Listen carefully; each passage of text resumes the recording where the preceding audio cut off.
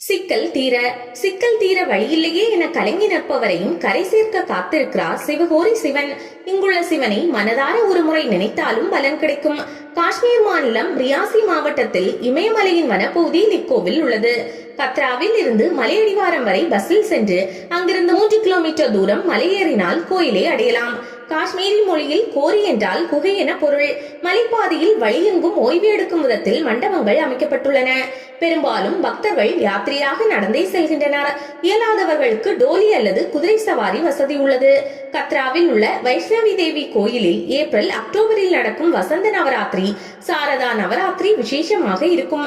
அப்போது வரும் பக்தர்கள் வைஷ்ணவி தேவியோடு சிவகோரி சிவன் கோயிலையும் தரிசிப்பது வழக்கம். 500 மீட்டர் நீளம், 1 மீட்டர் அகலம், 3 மீட்டர் உயரம் கொண்டதாக குகை உள்ளது. உடுக்கையை போல நுழையும் இடத்திலும் வெளியேறும் இடத்திலும் சற்று அகலமானதாக குகை உள்ளது. பிரளய கால வெள்ளத்தில் உலகம் அழிந்த போது 30 முக்கோடி தேவர்களும் இங்குள்ள சிவனுக்குள் தங்களை ஐக்கியப்படுத்தியதாக தலவரலாறு கூறுகிறது. அமர்நாத் கோயிலுக்கும் பழமையான தலம் இது. கருவறையில் சுவாமி 3 அடி உயரம் கொண்ட சிவலிங்கமாக காட்சி தருகிறார். செங்காவி நிற வஸ்திரம் சாத்தி சுவாமிக்கு பூமாலை, சந்தனம் சாத்தியுள்ளனர். காலை 7 முதல் 8, இரவு 7 முதல் 8 மணிக்கு அன்றாட ஆரத்தி நடக்கிறது. கருவறை மீது கூம்பு வடிவ கோபுரம் உள்ளது. பார்வதி, பஞ்சமுக கணேஷ், கார்த்திகேயன், ராமர், சீதை, ஷேக்நாக் சன்னதிகள் உள்ளன. சிவலிங்கத்தின் மீது தாரா பாத்திரம் மூலம் தண்ணீர் விழுகிறது.